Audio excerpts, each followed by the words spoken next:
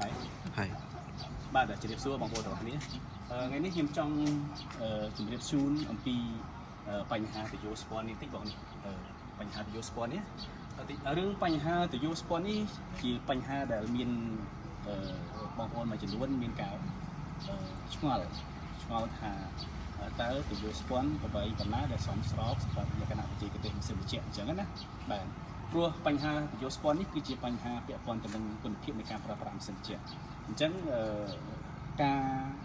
การดำเนินtừ vô spawn ដែលមានលក្ខណៈស្តង់ដាគឺប្រវែងទាបបំផុត3 ម៉ែត្រពីevaporator មកកណ្ដុងសេះពីក្រៅទៅពីក្រៅនេះបាទអញ្ចឹងបានន័យថាប្រវែង3 ម៉ែត្រហ្នឹងទាបបំផុតខ្លីបំផុតគឺប្រវែងដែលស្តង់ដាស្របតាមលក្ខណៈបច្ចេកទេសឬយើងអាចដាក់ចន្លោះពី3 ម៉ែត្រទៅ4 ម៉ែត្រគឺស័ក្តិសមហើយប៉ុន្តែសម្រាប់ម៉ាស៊ីន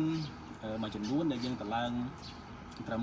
ក្រោម3 ម៉ែត្រ2 ម៉ែត្រ1 ម៉ែត្រកន្លះឬ1 ម៉ែត្រគឺជួនកាលអ្នកខ្លះដាក់កន្លះម៉ែត្រក៏មានដែរបាទអញ្ចឹងសួរថាតម្លើងហ្នឹង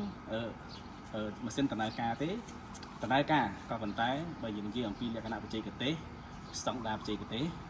ពីរោងចក្រហើយនឹងស្តង់ដារបច្ចេកទេសដែលគេបានបរៀនមកគឺអត់ត្រូវស្តង់ដារទេព្រោះបើកាលណាយើងដាក់ទៅយកស្ពាន់ខ្លីពេកវាធ្វើឲ្យម៉ាស៊ីននេះកំដុងសើយើងនេះណាកំដុងសើឬក៏យើងហៅថាកន្ទុយក្រោយនេះវាប្រឹងខ្លាំងកាលណាវាប្រឹងខ្លាំងវាធ្វើឲ្យអាយុកាលនៃការប្រើប្រាស់របស់ម៉ាស៊ីនត្រជាក់នេះវាអត់បានយូរបើសិនជាម៉ាស៊ីននឹងប្រើដល់10 ឆ្នាំយើងប្រើបានត្រឹម5 ឆ្នាំនេះខូចហើយគឺម៉ាស៊ីនខ្លះដល់5 ឆ្នាំផងមូលហេតុនឹងហើយបានយើងឃើញម៉ាស៊ីនមួយចំនួនដែលយើងឃើញថាការតឡើងទៅយកស្ពាន់ត្រឹម2 ម៉ែត្រឬ1 ម៉ែត្រកន្លះហ្នឹងវាងាយនឹងខូចcompressor នៅខាងក្រោយនេះវាធ្វើឲ្យលន់ compressor លន់ងាងខ្ទាស់ខ្លាំងអាហ្នឹងគឺដោយសារតែបញ្ហានៅក្នុងការបំពាក់ទៅយកស្ពាន់មិនបានត្រឹមត្រូវបាទហើយអញ្ចឹងហើយចង់បកស្រាយទៅបងប្អូនយើងមួយចំនួនដែលលោកអត់យល់លោកថាជាងមួយចំនួនកេងប្រវែងទៅយកស្ពាន់របស់គាត់គាត់ថាម៉ាស៊ីនត្រជាក់គាត់ដាក់តែ1 ម៉ែត្របានហើយក៏ប៉ុន្តែហេតុអីបានជាងដាក់ដល់3 ម៉ែត្រដល់4 ម៉ែត្របាទកន្លែងហ្នឹងគឺមិនមែនជាការកេងចង់បានប្រវែងទៅយកស្ពាន់ដើម្បីគិតលុយទេក៏ប៉ុន្តែគឺជាងគាត់តម្លើងតាមបច្ចេកទេសស្តង់ដារបច្ចេកទេសនៃម៉ាស៊ីនត្រជាក់អញ្ចឹងបងប្អូនកន្លែងហ្នឹងសូមមេត្តាយល់ហើយសូមមេត្តាកុំគិតថាជាងកេងចង់បានតម្លៃពាក់ព័ន្ធនឹងទៅយកស្ពាន់ហ្នឹងបាទបើកាលណាបងប្អូនទិញម៉ាស៊ីនត្រជាក់តម្លៃ$300ជាងហើយបងប្អូនមិនហ៊ានចំណាយទៅលើទៅយកស្ពាន់4 ម៉ែត្រហ្នឹងគឺបញ្ហាគឺម៉ាស៊ីនត្រជាក់របស់បងប្អូនងាយនឹងខូច